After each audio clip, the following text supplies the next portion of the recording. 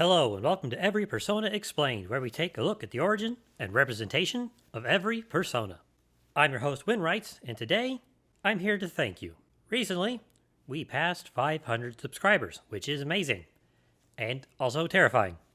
I think modern social media has kind of blurred what we understand when it comes to the number of people, and 500 subscribers on a YouTube channel doesn't seem like a lot, you know? But now imagine you're on a stage in a room full of 500 people. That's not a small amount of people anymore, is it? So I am just blown away by our progress, and I cannot thank you enough. That and all of the very nice comments that you leave, it really makes my day whenever I see one. You know, the day that we passed it, I woke up and the count was at 497. And I said to myself, you know, maybe I should watch the subscriber count so I can catch it at 500. But I thought, nah, it'll be fine. We probably won't get it until I get the next video up. And then I got home from work and it was at 501. So I was wrong. So thank you. Thank you very much.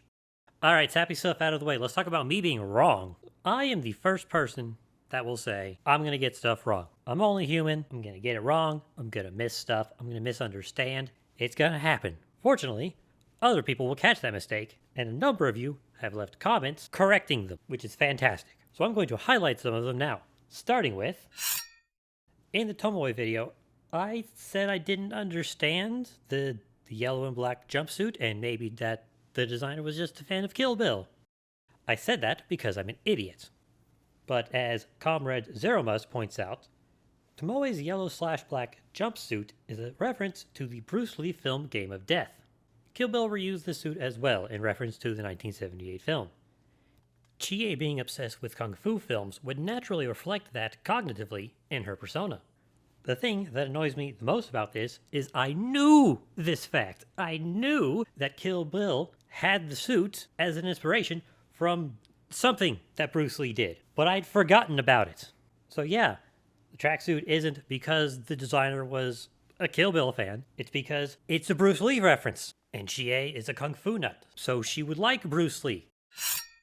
In the Pentha video, I left out a obvious reference in her design, one that Akechi Goro 3340 thankfully caught. She does have a cool detail referencing her origin. The cross present in her left breast is inspired by a tradition where Amazons would cut off one of their breasts.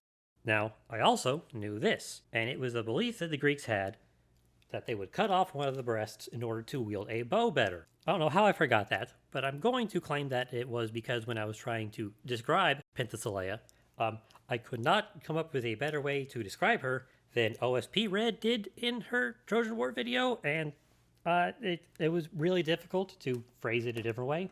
But yeah, thanks Akechi. Yar! The next one is interesting, and I don't know if it's true, but it's believable.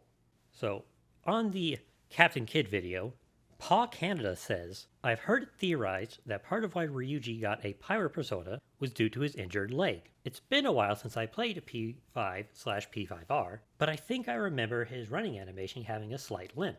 I always thought his persona had a peg leg to match the one that got broken, but looking at the spinning animation, I couldn't really spot one. Still, considering pirates stereotypically having artificial legs, I think it's fitting for someone who himself had one broken and not fully healed/not healed properly. Now, I cannot find any real evidence of this, but it would make sense. Pirates do stereotypically have a peg leg, and Ryuji had a messed up leg. So, I think it's possible that this is true. Ugh. Oh boy, we're talking about Mara again. So, as I said in the Susanoo video, I didn't realize that in the earlier games, you could get items from personas. And Yves here kindly told us that its heart item in Persona 3 Reloaded is Mara's head. Also, its signature attack inflicts charm. Both of these also work with Mara. And I hate it. In the Kerberos video, I talked about how the design in 5 makes no sense. There's no reference to anything in the great stuff that I could find about him having a single head at all. But Nox Nick Torres, which I'm probably pronouncing wrong, says that what you're missing for the single-headed version is that it's generally referencing his design in Digital Devil's story Megami Tensei, and has a single head there to represent a single will that is serving his master. And that a lot of times, if the representation doesn't fit any of the original, you have to go back to mainline SMT, where it's been a gamble between Kanako was feeling horny or story implications. I've not really played the SMT series. I basically stuck with the Persona games. I've played a little bit of 5 and like 20 minutes of 4. But that's really it. So I had no idea about this inspiration. And this Kanako they're talking about is Kazuma Kanako. He is an art director and illustrator who used to work at Atlas. And he has designed a number of the demons in the SMT games, and thus many of the personas in the Persona series. And this man has worked on over 20 of the SMT games. So he has a long career of doing this. So I guess that explains the single head version.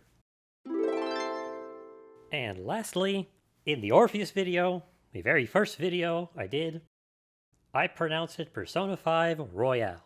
I have this weird thing where for whatever reason, I want to pronounce Royal as Royale. I don't understand. I don't know when I started. I don't know why I started. I try to catch it, but it doesn't always work, and sometimes it makes it through. So if you hear me say Royale, know that I mean Royal, and I'm just an idiot. And that will be all for this video. Again, thank you very much for subscribing, for commenting, for interacting at all. And here's another 500.